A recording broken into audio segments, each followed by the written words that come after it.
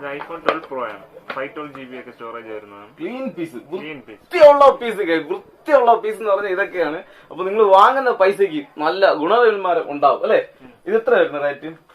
നമുക്ക് അഡ്ജസ്റ്റ് ചെയ്ത് കൊടുക്കാൻ പറ്റും. നമുക്ക് റേറ്റ് ഇതിപ്പോ ഇത് വരുന്നത് 32,000 ലാഭമാണെങ്കിൽ മാത്രം ഗൈസ് നമ്മള് മാക്സിമം നമുക്ക് കിട്ടുന്ന പ്രൈസിൽ നിന്ന് വളരെ ലോ ബഡ്ജറ്റാണ് നിങ്ങൾക്ക് സാധനം അല്ലേ. നമ്മൾ വലിയ ലാഭം എടുത്തെന്നുള്ള വില ഒന്നും പറയുന്നില്ല. നിങ്ങൾക്ക് ആവശ്യം ഉണ്ടെങ്കിൽ മാത്രം കോണ്ടാക്ട് ചെയ്യും. വേറെ രണ്ട് മോഡൽ തന്നെ ഇത് രണ്ടും ഒരു മോഡലാണ്. 256 ഉണ്ട്, 2 പീസ് ഉണ്ട് അല്ലേ. ഓക്കെ, അടുത്ത പിന്നെ ഐഫോൺ 14 കുറെ പീസ് ഇരിപ്പുണ്ട് നമ്മളതിൽ. 14 ഒക്കെ നമുക്ക് മാക്സിമം അഡ്ജസ്റ്റ് ചെയ്ത് കൊടുക്കാൻ പറ്റും. നല്ല ക്ലീൻ പീസാണ്, എല്ലാ കളറുണ്ട്, വൈറ്റ്, ബ്ലാക്ക്, ബ്ലൂ.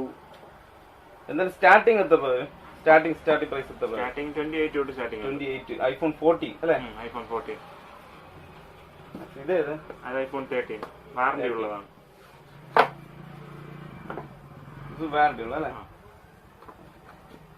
പിന്നെ 12 2 പീസ് ഉണ്ട്. ഇത് അതൊക്കെ 13 ആണ്. 13 സ്റ്റാർട്ടിംഗ് പ്രൈസ് എത്ര? 13 ഒക്കെ 23 രൂപ സ്റ്റാർട്ടിംഗ് ഉണ്ട്. 23. ഇതാണെങ്കിലോ 11 പ്രോ വരുമ്പോ 18. 11 പ്രോ ഒരുപാട് ചോദിക്കുന്ന മോഡലാണ്. എന്നെ ഇപ്പൊ വിളിക്കാറുണ്ട് 11 പ്രോനൊക്കെ വേണ്ടിയിട്ട്. എത്ര? 18 256 സ്റ്റോറേജ് അല്ലേ. ബാറ്ററി എന്തെങ്കിലും ചേഞ്ച് ചെയ്തോ? ഒന്നും ചേഞ്ച് ചെയ്തിട്ടില്ല. ക്ലീൻ പീസ് പൊളിച്ചിട്ടില്ല. ഇല്ല 18 രൂപ. ലാഭം അല്ലേ. കമന്റ് ചെയ്യേ. പിന്നെ 12 മിനിയാണ്. 12 മിനി കുറെ പേര് ചോദിക്കുന്നുണ്ട്. ചോദിക്കുന്നുണ്ട്, ഒരുപാട് ചോദിക്കുന്ന മോഡൽ. 5G സ്റ്റാർട്ട് ചെയ്യുന്നതല്ല, നമുക്ക് ഏറ്റവും വില കുറച്ച് കൊടുക്കാൻ പറ്റും. 5G സ്റ്റാർട്ടിങ് എനിക്ക് അറിഞ്ഞൂടാ കേട്ടോ. എനിക്ക് ഐഫോൺ ഞാൻ ഉപയോഗിച്ചിട്ടില്ല. നിങ്ങൾ ഉപയോഗിക്കുന്നവര് പറയുമ്പോ ഇത് 5G സ്റ്റാർട്ടിംഗ് സെറ്റ് ആണ് കേട്ടോ. കാറിനിടാതെ ഈ പണിക്കിറങ്ങി നിൽക്കുന്നത്.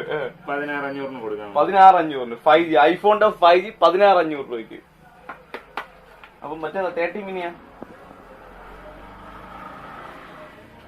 രണ്ടിലും ഒരുപാട് കൊള്ളാല്ലേ. രണ്ടും വ്യത്യാസമുണ്ടല്ലേ. കാഴ്ചക്ക് നല്ല വ്യത്യാസമുള്ള സെറ്റാണ്. കൊള്ളാതെ. വേറെ വെറൈറ്റി ആയിട്ട് low budget starting price low ബഡ്ജറ്റില് ഇത് എത്ര വരും?